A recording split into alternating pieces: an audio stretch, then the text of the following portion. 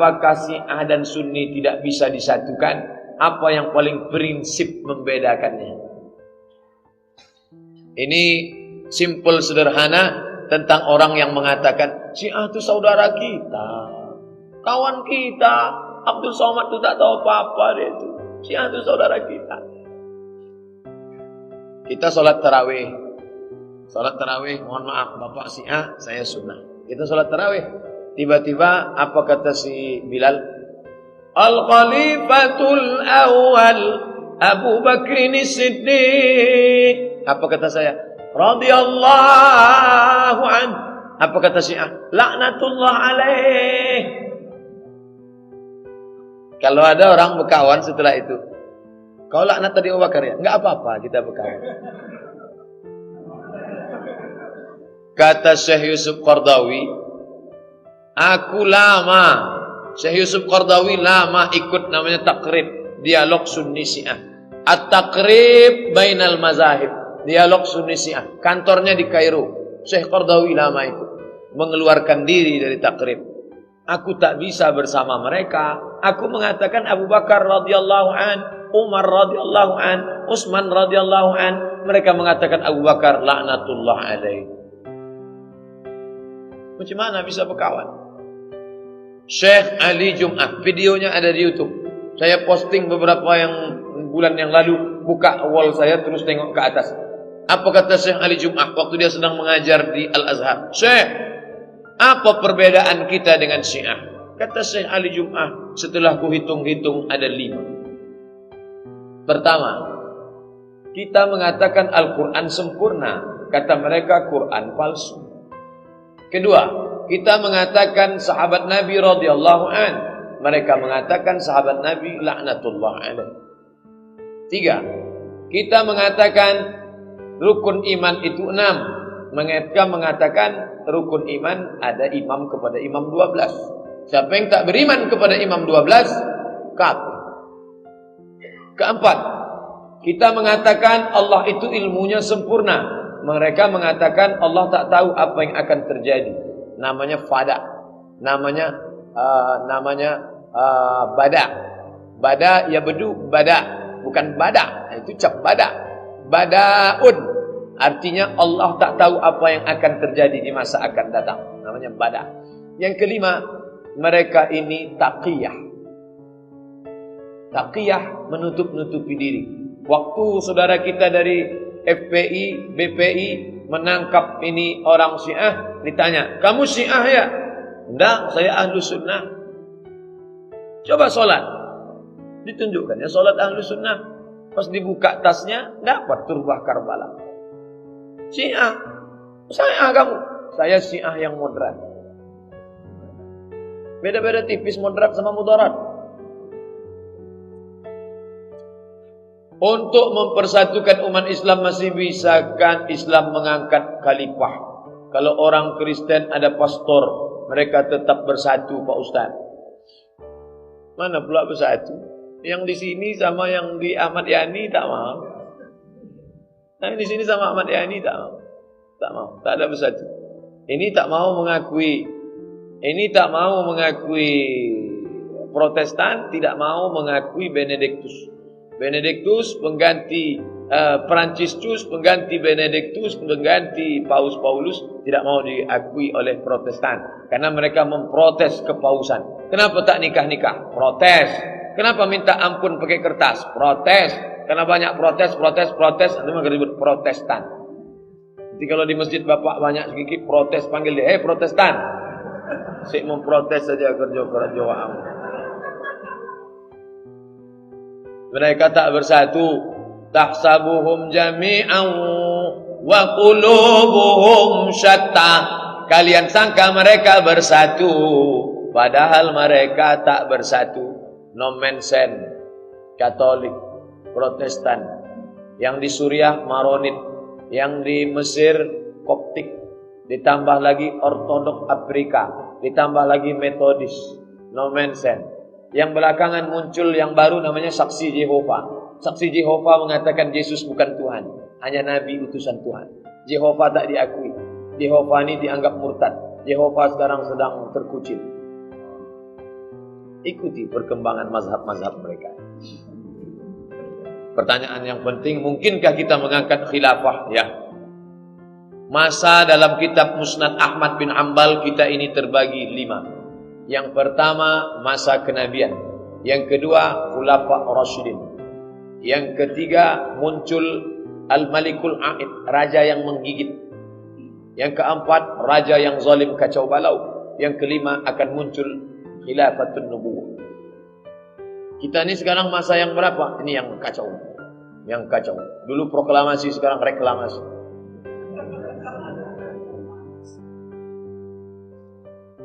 Banyak dari ayat Quran dan hadis yang mengatakan kewajiban berdakwah. Apakah setiap orang wajib berdakwah? Bagaimana jika seorang muslim tidak mempunyai cukup ilmu untuk berdakwah? Ud'u ila sabili rabbik. Ajaklah orang ke jalan Tuhan. Dalam Islam tidak ada namanya holy man, tidak ada biku, tak ada biksu, tak ada pastor. Mengajak ke jalan Allah kewajiban setiap orang. Suami ngajak istri, istri ngajak suami, istri ngajak anak, kawan ngajak kawan, tetangga ngajak tetangga. Friend, ayo kita sholat yuk. Usah kau ajak aku. Kau kan bukan ustaz. Emangnya kau LCMA? Ini kan tugas ustaz. Sekolah di Mesir. Saya dari ITB. Insinyur kan? Iya, urus saja mesin-mesinmu itu. Masalah ngajak itu kewajiban bersama. Tapi masalah mengeluarkan fatwa itu alim ulama.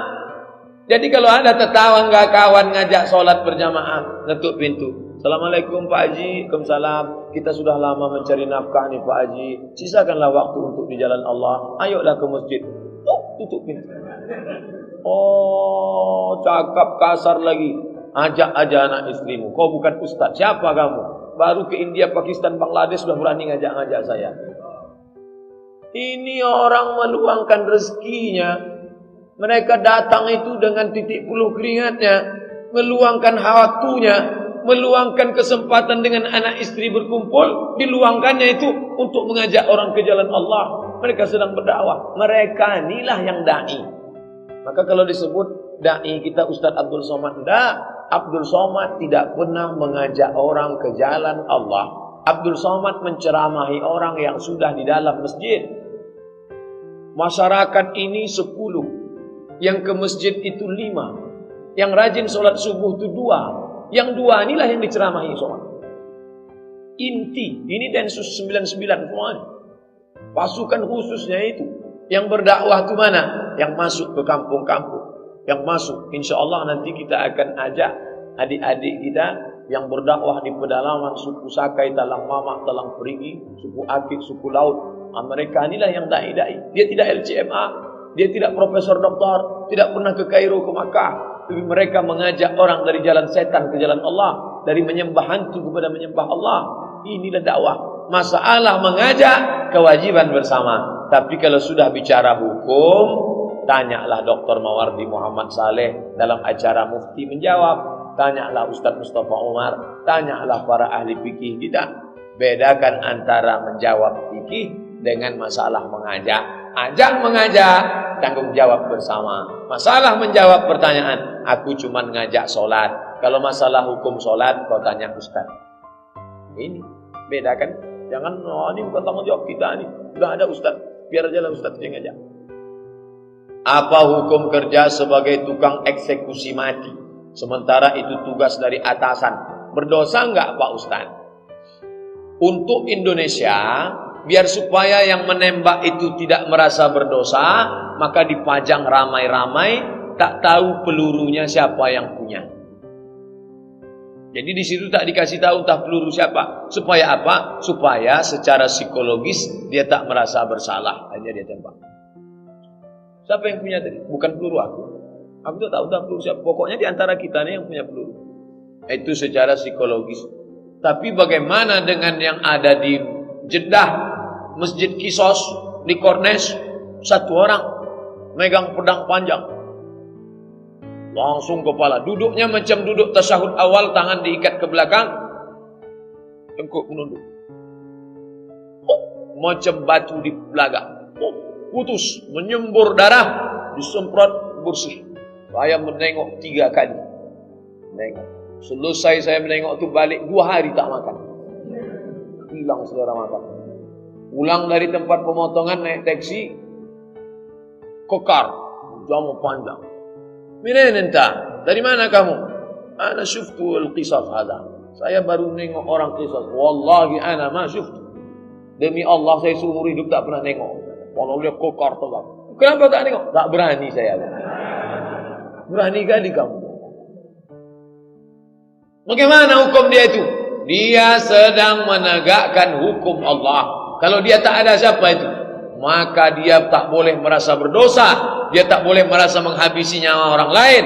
Psikologis dia harus dikuatkan. Maka dia itu harus diceramahi 4 mata. Kamu sedang melaksanakan hukum Allah. Kalau tidak, maka kalau tidak dia nanti terasa bersalah. Aku sudah bunuh, aku sudah bunuh, aku sudah bunuh. Kita kadang motong ayam aja kita tak merasa berdosa. Nah kalau sebab itu jangan merasa berdosa karena dia sudah melaksanakan kewajiban. Menembak pembunuh, orang bunuh dihukum mati, kewajiban dia. Yang halal darahnya itu siapa Pak Ustaz? 3. La ya'illu damu mri'in muslim illa bi ihda salas. Halal darah karena 3. An-nafsu bin nafsi, pembunuh pancung kepalanya. As-sayyibu zani, orang yang sudah menikah berzina, lempar pakai batu sampai mati, halal darahnya. At-tariku lidini, murtad, halal darah. Apakah makanan yang subhat haram sangat berpengaruh pada kehidupan anak yang sangat ingin dijadikan anak hafiz Al-Quran oleh orang tuanya? Karena orang tuanya sudah susah payah menjaga halal, tapi saudara yang lain memberikan makanan yang haram. Bagaimana cara menegur saudara itu? Karena tak mau saudara itu tersinggung. Datuk saya dari sebelah ayah meninggal sebelum saya lahir. Sebelum saya lahir, datuk saya meninggal. Lalu kemudian tinggallah nenek saya dengan makcik-makcik saya. Pesan datuk saya dari sebelah emak saya. Datuk saya dari sebelah emak saya.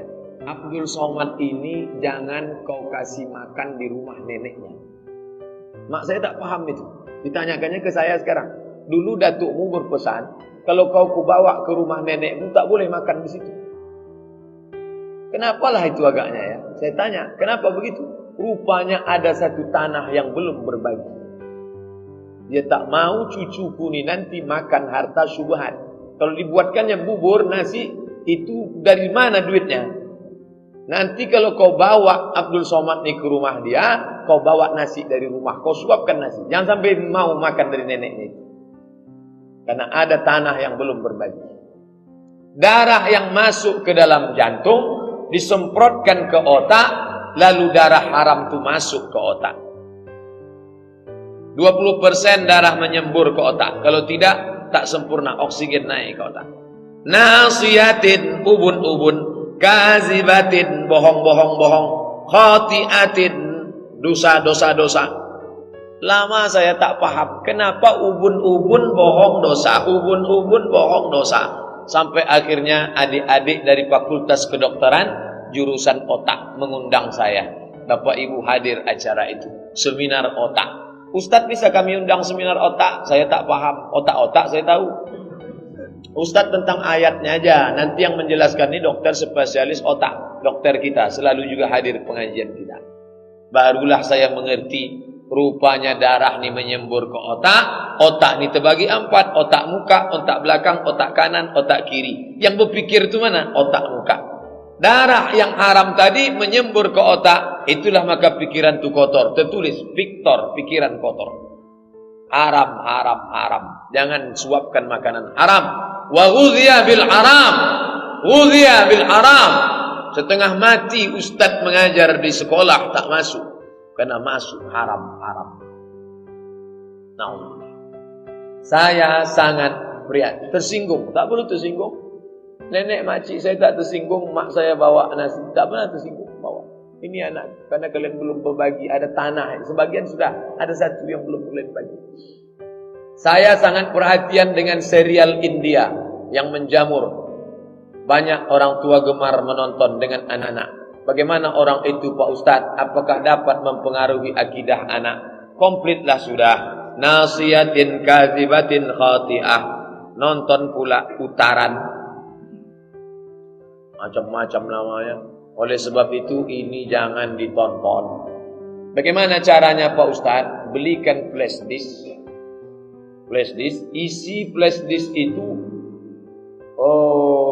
mengaji saja. Mengaji sama nasyid. Putarkan itu, tontonkan ke anak. Terus, kalau tak boleh nonton sama sekali, dia perlu juga hiburan. Ngaji anak-anak qori. Bismillahirrahmanirrahim. Itu ditengoknya. Downloadkan itu Musa. Musa banyak videonya sekarang. Download. Jadi itu saja ditonton. Udah ini. Tapi begini, ini orang tuanya mesti ikut. Tak bisa anaknya suruh ngaji. Kamu tonton ini ya. Mama mau nengok ini sebentar. Tak bisa gitu. Dia harus sama tontonannya. Dia macam bentuk memandikan kudo, bukan macam memandikan beruk. Kalau beruk ikat tali suruh dia mandi. Tak, kalau kudo ikut kita sama. Pak Ustaz, bagaimana tauhid yang dibagi rububiyah, uluhiyah, asma wa sifat? Ini pembagian Ibnu Taimiyah. Kata dia rububiyah, uluhiyah, asma wa sifat. Menuhankan rububiyah, Allah yang mencipta, Allah yang memberi rezeki. Uluhiyah itu Allah saja yang disembah. Asma wa sifat, namanya hanya nama-nama Allah, tak boleh nama yang kita buat-buat. Ini yang membagi ini Ibnu Taimiyah. Ijtihad dia ini ditolak oleh Asy'ari. Ini konflik anak Asy'ariyah dengan Ibnu Taimiyah.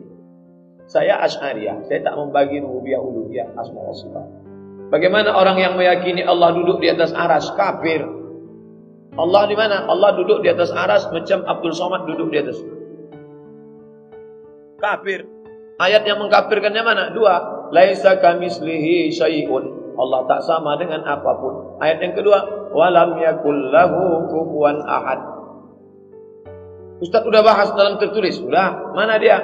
Dalam buku 37 masalah populer, dalam judul memahami ayat-ayat mutasyabihat. Ar-Rahmanu 'alal arsy istawa. Allah duduk di atas aras. Baca, pahami baik-baik. Sudah saya tulis. Baca pelan-pelan. Besok hari libur, fokuskan satu hari untuk memahami Ar-Rahman al-Arsy istawa yang saya tulis dalam 37 masalah populer. Pak Ustaz, saya seorang muslim karena menikah dengan seorang muslim. Muslim sama muslim tak boleh nikah.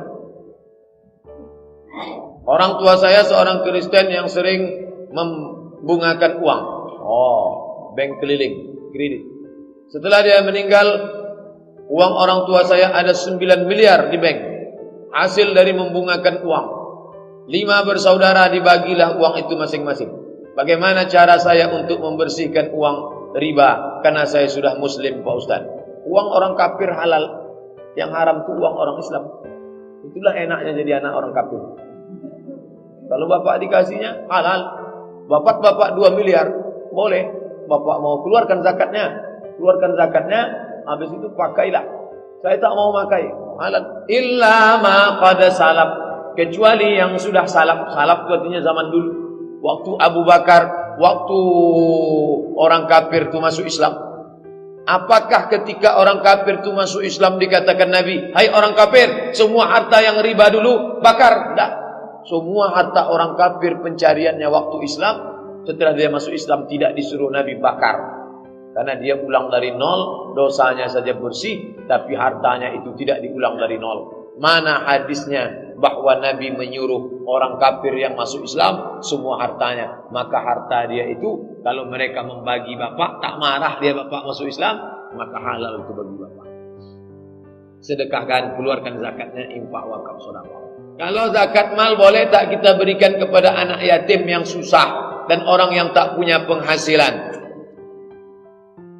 Innamas shadaqatu lil fuqara, fakir, wal masakin, miskin, wal amilina 'alaiha, amil, wal muallafati qulubuhum, orang masuk Islam, wa fir riqab, budak hamba sahaya mau merdeka, wal gharimin, orang yang terlilit utang, wa fi sabilillah, untuk perang, wa benis sabil, untuk orang putus belanja. Ada anak umur 5 tahun, 10 tahun sekolah, bapaknya meninggal, susah, kita kasih dia, bukan karena yatimnya, karena susahnya. Kalau dia tak ada income sama sekali, fakir, ada income, dia jual koran, kerja di dosmir, cuci mobil, ngamen, maka dia miskin. Ada income tapi tak mencukupi kebutuhan, maka dia masuk dalam asnaf fakir miskin. Kasihlah. Bagaimana hukumnya merayakan ulang tahun pakai lilin seperti orang-orang barat? Man tasabbaha biqaumin, siapa yang ikut-ikut tradisi suatu kaum, fahuwa minhum, maka dia bagian dari tradisi kaum tersebut. Ustaz pandai ceramah, memangnya Ustaz tak pernah tiup lilin? Pernah. Saya pernah tiup lilin waktu mati lampu. Saya hidupkan lilin, habis itu saya tiup. Tapi saya tak meminta. Yang haram itu dimintakanlah doa untuk setahun akan datang. Tiup nak, kata maknya. Tiup nak. Kau minta apa? Laptop. Bulan depan maknya ulang tahun. Tiup ma, kata suaminya. Mama minta apa? Tas kulit. Bulan depan suaminya pula ulang tahun. Tiup pa. Papa minta apa? Bini. Baru tahu. Man tasabbaha biqaumin, siapa yang ikut-ikut tradisi suatu kaum, fahuwa minhum, maka dia bagian dari kaum itu. Bagaimana di akhirat nanti? Wa husyira yaumal qiyamati ma'ahum, nanti di akhirat dia akan dibangkitkan bersama kaum tersebut. Yang menyembah api itu siapa? Majusi, Cina, Konghucu, menyembah api. Maka nanti di akhirat jangan heran dia dibangkitkan bersama Jet Li, Jackie Chan, Chow Yun Fat dan jangan ajak anak-anak kita. Anak Ustadz, anak saya, anak adik saya tak boleh. Anak orang lain yang saya bisa ceramahi saya kasih tahu. Anak saya, anak adik saya, anak keponakan saya tak boleh tiup-tiup lilin. Saya tanggung jawab di hadapan Allah SWT. Maka keponakan saya udah sekian tahun tak boleh. Jangan, tak boleh tiup-tiup lilin.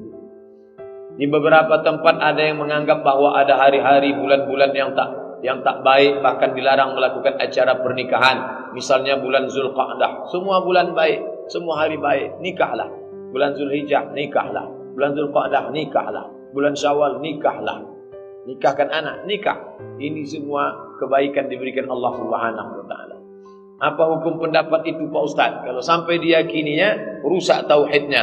Jika nikah bulan ini, maka nanti peruntungannya berarti ada kuasa selain Allah, ada manfaat, ada mudarat selain Allah. Bulan itulah yang merubah nasib.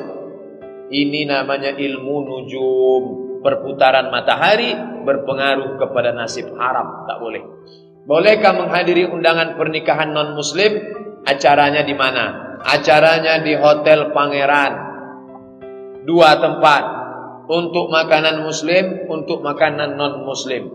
Saya kemana nih bawa piring? Sana Pak, Bapak muslim ya sana. Datang Bapak tuh jamaah An-Nur, singgah dia. Ini untuk non muslim Pak. Saya mau ngetes kuahnya aja sedikit. Tak boleh. Kalau acaranya dibuat di sini, tak boleh. Di Hotel Pangeran, di Hotel Arya Duta, di hotel mewah boleh.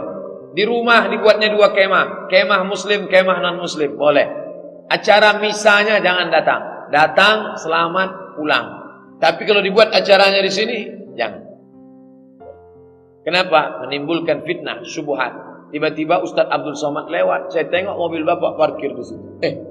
Bapak nih kadang-kadang di An-Nur, kadang-kadang di sini pula dia.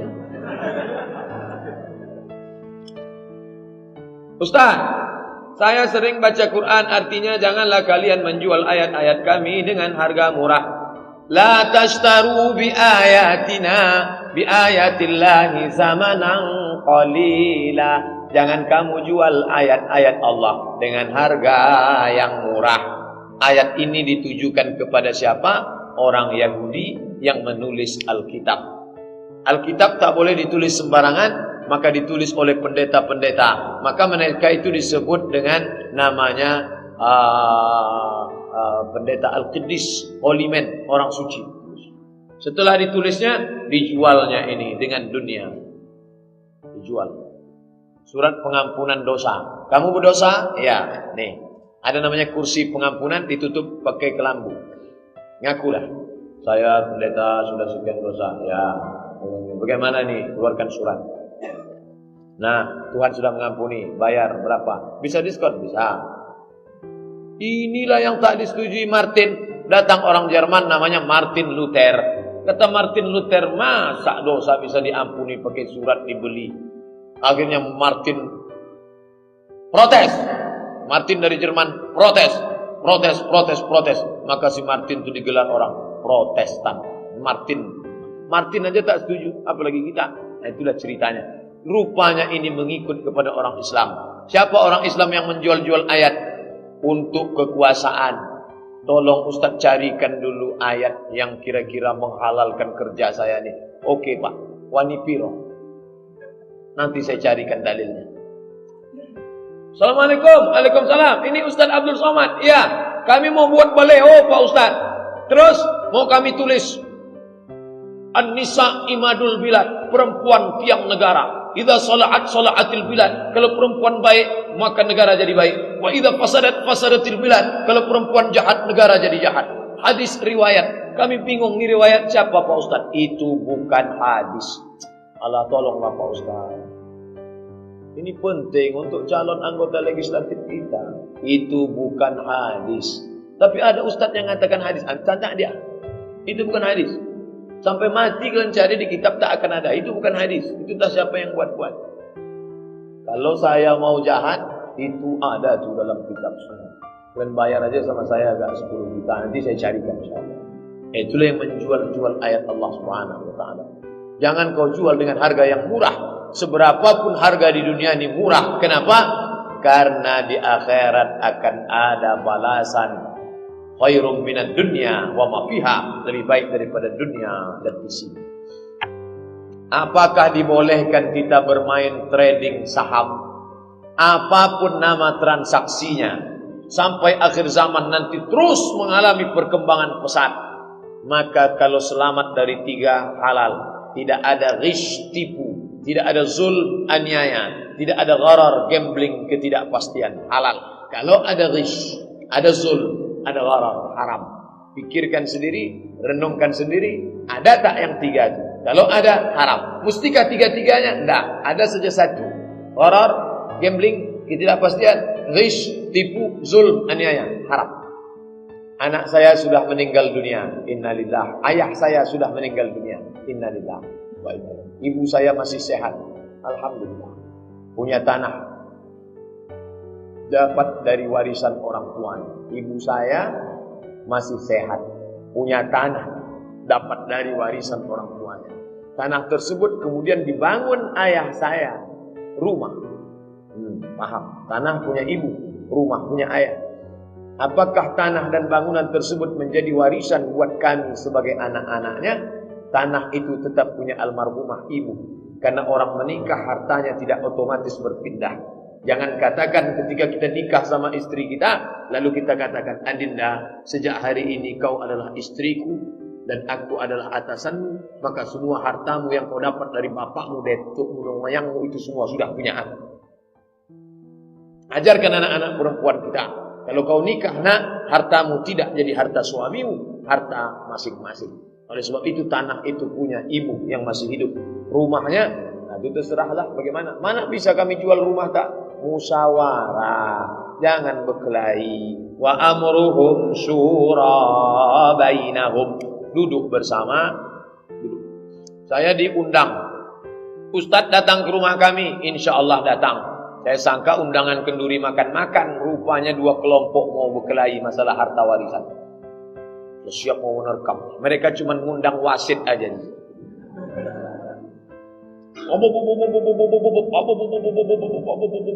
Saya pun udah kacau. Saya bilang calling down. Oke.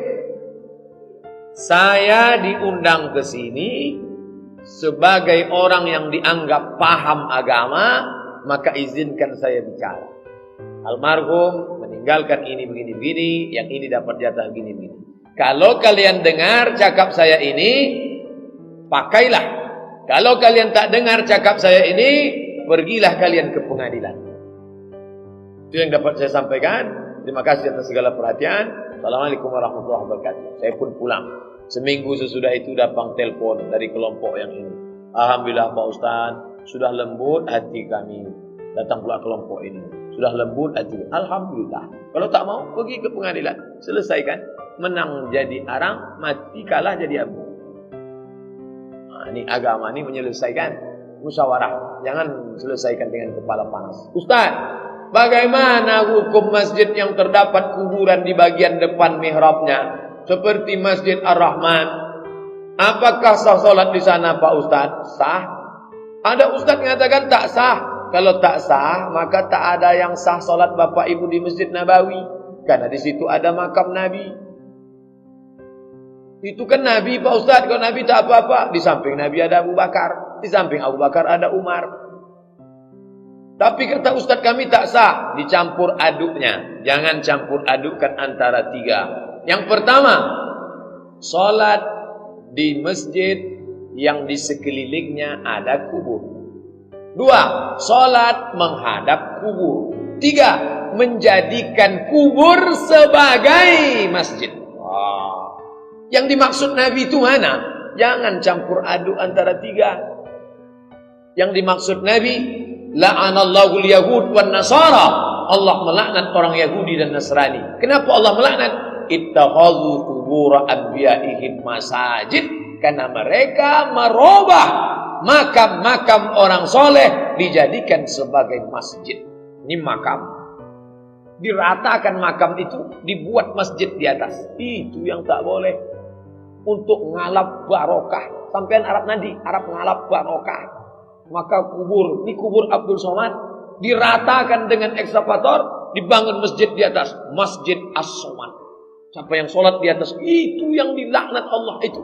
Adapun sholat yang ada masjid di sampingnya, kubur, ada kubur, maka tidak menjadi masalah. Sudah saya bahas dalam 37 masalah populer tentang masalah sholat di masjid yang ada kubur. Saya punya utang 150 juta. Saya mau jual saja rumah kontrakan, dapatlah agak 500. Saya punya kemauan untuk mengumrohkan adik dan abang saya yang hidupnya hanya pas-pasan. Kalau rumah itu laku, tangan kanan tak boleh tahu kalau kita memberi tangan kiri. Bagaimana halnya kalau saya diam-diam saja, tak perlu tahu istri dan anak-anak? Jamaah udah tahu.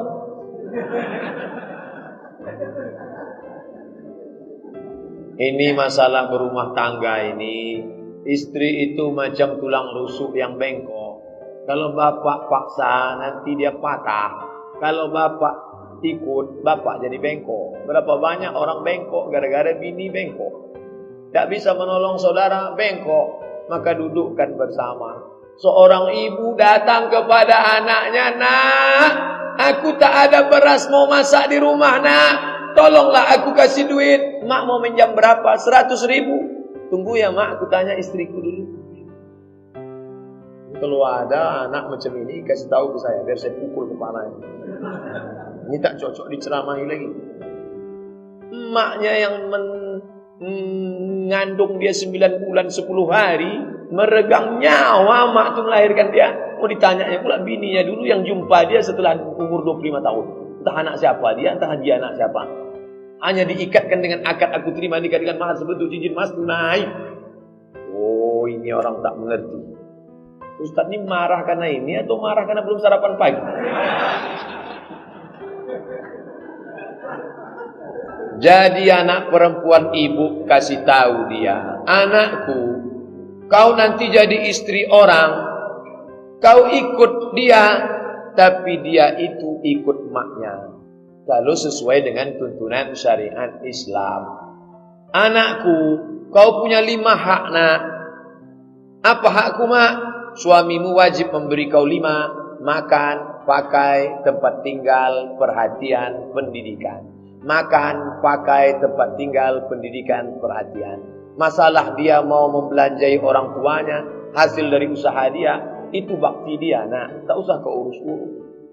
Itu disampaikan ke anak perempuan kita. Anak laki-laki kita juga didudukkan. Kau jangan diam-diam, kau mesti bicara. Ada namanya akhlak. Ini tak bisa disampaikan pada nasihat pernikahan. Petantun, petatah, petiti, pantun, petatah, petintih dari jam 7 Ustaz Somad itu datang sampai jam 9. Akhirnya barulah masuk. Jumpa itu, ini segala macam kata sambutan. Habis. Sungkem itu, ini menangis-nangis, meraung-raung, meratap. Habis jam 11. Berikut ini marilah kita dengarkan nasihat pernikahan. Dari Al-Mukarram Ustaz Abdul Somad LC. Tak cukup, bukan begitu menasihati anak. Dudukkan dia satu hari, panggil Ustaz Mustafa Umar. Ustaz, anak saya ini mau menikah 3 hari lagi. Tolong Ustaz nasihati dia. Begitu nasihat. Dudukkan dia. Itu nasihat pernikahan itu seremonial belaka. Hanya mencukupkan penderitaan saja. Orang dari tadi menunggu makan, datanglah Ustaz Abdul Somad ceramah. Apa kata orang? Inilah pelengkap penderitaan kamu. Tuh. Bukan begitu menasihati nikah. Asal sudah 5 dikasih dia, makan, pakai, tempat tinggal, pendidikan, perhatian, maka bapak punya uang, punya harta, itu terserah bapak mau urus untuk apa, selama di jalan Allah Subhanahu wa ta'ala. Istri saya meninggal tahun 83. Anak-anak masih kecil, maka pembagian warisan untuk anak-anak belum saya lakukan saat itu. Sampai sekarang tanah sekitar 500 meter persegi. Anak-anak saya sudah sukses semuanya. Saya ada keinginan membangun TK Islam di tanah tersebut. Menurut Ustaz, apakah saya wajib membicarakan lebih dahulu dengan anak-anak yang merupakan hak miliknya? Ya. Bapak duduk, kumpulkan anak-anak. Anak-anak dulu almarhumah emak kalian meninggalkan tanah 500 meter persegi. Sekarang tanah itu ada. Aku amanah, tak kujual untuk kawin lagi. Begitulah aku amanah menjaga harta emak kalian. Kalian kujaga, harta itu pun kujaga. Ini perlu dibangkit supaya jangan mereka nanti macam-macam. Sekarang di hari tuaku, aku ingin almarhumah dapat pahala yang baik. Kalau kalian setuju, mau kubuatkan di situ TK Islam atas nama almarhumah emak kalian, insya Allah pahalanya akan mengalir. Itu jadi amal jariah kalian. Setuju? Caranya diundang dia, cerita dulu karena mereka sudah mapan. Kata mereka setuju, Pak. Anak-anaknya setuju, bininya pula tak setuju. Ini yang jadi masalah nih. Anak-anak tuh bininya jangan diundang dulu. Ini karena banyak bini ini tak tentu arah. Tulang rusuk bengkok semua ini. Kalau yang mengaji ini tak bengkok, baik-baik. Ini yang tak mengaji. Kalau bapak bangun otomatis itu tak bisa, ada hak orang lain di dalam. Tapi kalau mereka izin, berapa jatah mereka? Bapak dari tanah itu, jatah bapak di dalam tanah itu adalah 1/4. 1/4 itu punya bapak. Ternyata kata mereka, Pak, kami tak sanggup itu ini. Maka bapak bangun yang 1/4 itu saja, sisanya bagikanlah kepada mereka. Merekalah pemiliknya itu. Begitu cerita. Saya umur sudah 18 tahun. Suka juga mengikuti kegiatan keagamaan. Saya suruh anak agar dia ikut di saya. Maksudnya 81 tahun. Karena 18 tahun punya anak tahu. Saya suruh anak agar ikuti saja. Baik jamaah tabligh, jamaah salafi. Pokoknya tak menyalahi syariat. Saya bilang kajian-kajian agama manapun bagus. Ikuti mana-mana bagus. Bagaimana pemikiran saya nih Pak Ustaz? Bagus. Tak ada salah. Cuman kalau satu tabligh, satu salafi berkelahi juga nanti dia. Banyak sudah contoh kasus. Tapi insya Allah karena bapak masih hidup, mereka segan berkelahi. Apapun nama kelompoknya, ini wasilah, jalan. Intinya bagaimana menjalankan agama Islam. Mungkin dia kenal Islam lewat pintu Hizbut Tahrir. Karena orang Hizbut Tahrir yang gencar, buat website, turun ke jalan, lalu dia tertarik. Dia kenal Islam lewat PKS. Dia kenal Islam lewat jamaah tabligh. Dulu waktu dia sedang mabuk-mabuk, Ustaz Somad tak pernah menceramahi dia. Tiba-tiba datang jamaah tabligh pakai sorban. Dia sedang mabuk berat ini. Hidungnya bau narkoba. Datang jamaah tabligh disumbat minyak wangi ke hidung. Pukulnya tatunya. Mau kemana kamu? Mau masuk neraka ya? Tobat dia. Itu pintu masuknya saja. Pintu masuknya. Setelah itu dia pun tobat nasuha. Baik. Jangan bersikut-sikut di jalan. Kamu tadi ke Masjid Agung An-Nur naik apa? Naik motor, sampai. Naik mobil, sampai. Naik sepeda, sampai. Saya tadi naik pesawat pula. jauh dari luar kota. Sampai itu jalan, jangan bersikut-sikut di jalan, berkelahi di jalan. Intinya sampai ke masjid melaksanakan syariat Islam. Selama jalan itu masih ahlus sunnah wal jamaah. Tapi kalau sudah jalan khawarij, jalan syiah, jalan mu'tazilah, keluar dari ahlus sunnah wal jamaah. Sewaktu saya masuk kerja dulu, mau tak mau harus memberikan uang untuk diterima karena ketatnya persaingan. Saya sudah bekerja belasan tahun, prestasi bagus, membuat saya punya jabatan. Saya hanya berpikir-pikir bagaimana caranya agar kehidupan keluarga di akhirat nanti. Apakah bisa bersih hidup keluarga saya jika saya melakukan sholat taubat dan sering-sering mengikuti majelis ilmu di masjid-masjid atau musola. Cerita masuknya dulu gimana? Misalnya penerimaan CPNS. Yang mau diterima ini syaratnya IP-nya harus 3,7 dan harus sarjana teknik sipil. Tiba-tiba masuk IP 3,5 dan bukan teknik sipil. Bisa lulus karena menyogok 100 juta. Ini haram. Tak ada tawar-menawar. Haram, haram, haram. Karena dia sudah menyingkirkan si teknik sipil. Sebetulnya ada 3,7 situ. Tercampaklah dia. Tapi dia orangnya cerdas. Dia entrepreneur. Lebih kaya pula dia dari PNS. Rezeki tak berpintu. Kalau begini modelnya haram. Yang model tak haram itu gimana? Syarat teknik sipil. Memang ijazah teknik sipil. Syarat IP 3,7. Memang sudah 3,7. Mesti menghonor 5 tahun. Memang sudah ada ijazah honor 5 tahun. Tiba-tiba waktu melamar, apa kata si penjaga? Kamu serahkan 5 juta. Kalau tak kamu serahkan, saya tak kasih. Nah, itu boleh dia kasih 5. Kenapa? Dia mengambil hak dia. Itu tak haram. Tapi penjelasan ini mesti dengar baik-baik. Kalau tidak nanti muncul isu Abdul Somad menghalalkan korupsi. Menghalalkan sogok menyogok. Ar-Rashi wal Murtashi finar. Tengok dulu kasusnya. Memang IP dia 3,7. Memang dia sudah menghonor 5 tahun. Memang dia sudah sarjana teknik sipil. Hanya saja si penjaga ini mengatakan, ini gulai, dia suka pegang sendoknya. Ini punya kamu memang.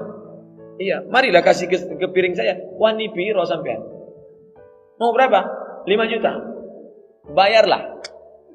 Itu tidak menghalalkan yang haram. Itu mengambil hak punya dia. Kalau begitu kasus bapak dulu bisa ditebus dengan sholat sunat taubat. Tapi kalau kasusnya macam pertama, itu tak ada tawar-menawar. Resign dari situ, keluar dari situ, buka usaha baru. Kalau tidak, terus berlanjut dalam haram.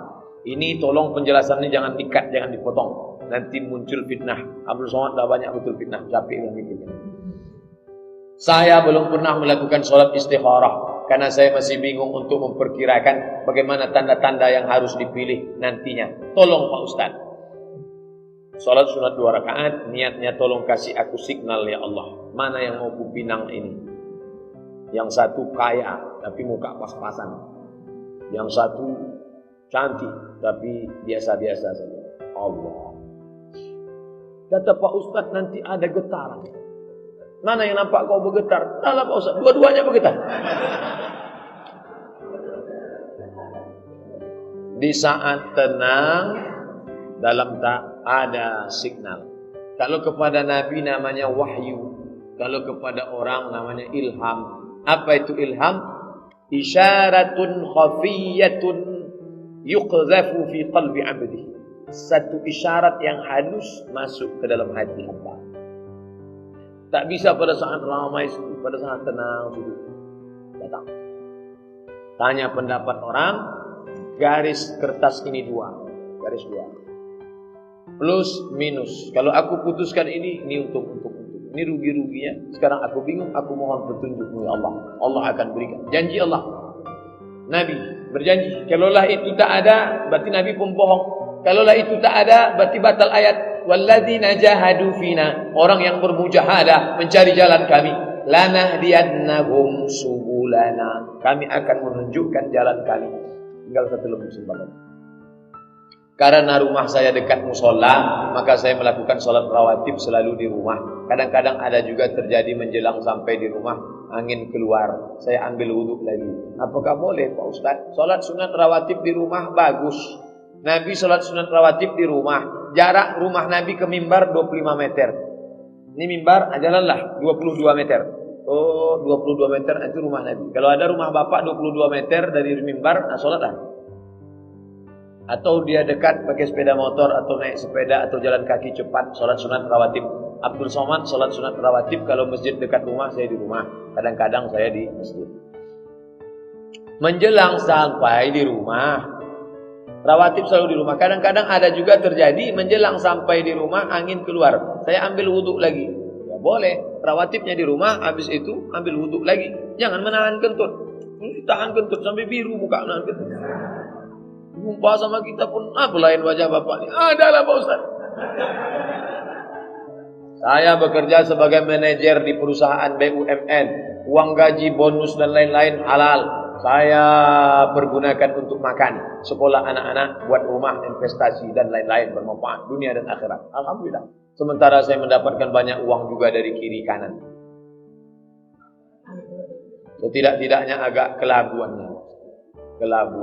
Yang saya pakai untuk hal-hal yang konsumtif saja. Saya rencana sudah mau berangkat haji 2 tahun lagi. Sesuai porsi yang saya pergunakan jelas dari gaji dan bonus. Saya tanya, bagaimana hukum syariat agama dengan posisi saya di atas tadi? Apakah dibenarkan Pak Ustaz? Tetaplah bekerja di situ, ambillah yang halal-halal saja.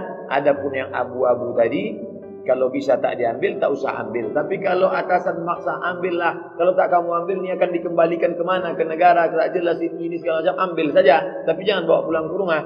Letakkan ke panti jompo, panti yatim, anak susah, fakir miskin, janda-janda tua. Janda muda jangan, yang tua-tua. Silakan. Nah ini niatnya bukan niat sedekah. Ingat, niatnya bukan niat sedekah. Tak bisa bersedekah dengan uang haram, uang subhat. Niatnya mengembalikan uang umat kepada umat. Umat ini yang punya, ini umat ini, Pemprov ini yang punya, dikembalikan kepada umat. Hadhihi ummatum ummatatu, idhi ummatukum ummatan wahidah. Inilah ujian yang berat. Ujian menahan makan puasa banyak tahan. Ujian mendengar pengajian banyak, tapi ujian duit kanan kiri abu-abu tadi berat luar biasa. 100.000 Pak Ustaz, haram. 10 juta halal. Serahkan ke lembaga yang dinikmati orang banyak. Terima kasih perhatian Bapak Ibu. Mohon maaf atas segala kesilapan. Subhanakallahumma wa bihamdika asyhadu an la ilaha illa anta astaghfiruka wa atubu ilaik. Wassallallahu ala sayyidina Muhammad wa ala alihi wa sahbihi wasallam. Walhamdulillahirabbil alamin. Assalamualaikum warahmatullahi wabarakatuh.